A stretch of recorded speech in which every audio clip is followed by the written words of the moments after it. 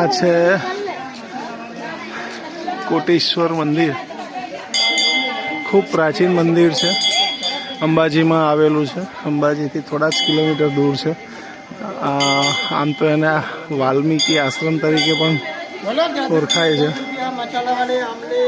જો અહીં આંબલી વેચાય છે 10 રૂપિયામાં. અને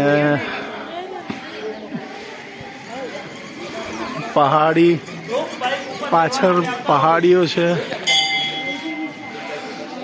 આજે સ્કૂલના બાળકો કદાચ પિકનિકમાં આવ્યા હોય એવું લાગે છે. તૈયારીમાં ફોટો, અર્જન્ટ ફોટો. કોટેશ્વરની યાદી લેતા જાઓ ભાઈ, 2026ની યાદી. આ મંદિર કેટલું જૂનું છે? આ મંદિર લગભગ 700-800 વર્ષ પહેલાનું છે. 700-800 વર્ષ પહેલાનું છે. તો આની શું વાર્તા શું છે? એક્ઝેક્ટ શું છે? કોને સ્થાપના કરી હતી? એ કોઈ સ્થાપના તો આ શિવલિંગ છે, સ્વયં પ્રગટ છે. આ મહાદેવજીનું મંદિર શિવલિંગ જમીનના અંદર 11 ફૂટનો શિવલિંગ છે, સ્વયં પ્રગટ છે. આ સરસ્વતી નદી છે, કુદરતી કુંવારિકા નદી છે. અને આ શિવલિંગના સ્પર્શ કરતાં કરતાં આ પાણી નીચે સુધી જાય, નીચેથી અદૃશ્ય થઈ જાય નદી. આ નીચેથી કુંવારિકા નદી છે. કુંવારિકા નદી. આ નદી સાગર દરિયાના ના મળે. હા, એટલે કુંવારિકા આગળ જાય અને પછી જમીનના અંદર સમાઈ જાય. ઓકે. ત્યાંથી કચ્છ ભુજના રણ વિસ્તારમાં જાય આ નદી. અચ્છા. સાગર દરિયા સુધી નથી જતી? દરિયા સુધી ના જાય. ચાલો આપણે અંદર દર્શન કરાવો, આપણે અંદર મંદિરમાં.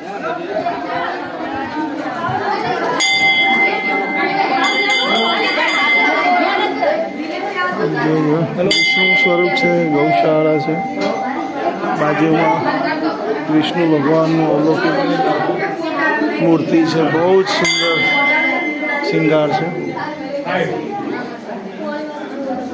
અને આપ જુઓ છો કે અંદર પ્રાચીન શિવલિંગ છે, પ્રાચીન. મહારાજ આપણે નમસ્કાર. મહારાજ, આ જે મંદિર છે મહાદેવનું, એના વિશે કઈ 2 શબ્દ તમે.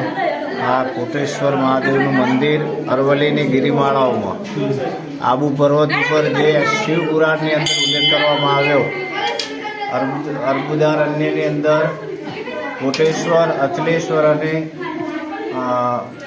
બીજા એક મહાદેવ, આ 3 મહાદેવનો મહિમા બતાવે. એમાં કોટેશ્વર મહાદેવનું અતિ પૌરાણિક અને સરસ્વતી નદી ઉદ્ગમ સ્થાન, જે સરસ્વતીનું ઉદ્ગમ સ્થાન આવેલું છે, ભગવાન સ્વયંભૂ અહીંયા બિરાજમાન. અને શિવ પુરાણમાં એટલે અતિ પૌરાણિક મંદિર કોટેશ્વર, કોટી દેવતાઓના ઈશ્વર ઇતિ કોટેશ્વર.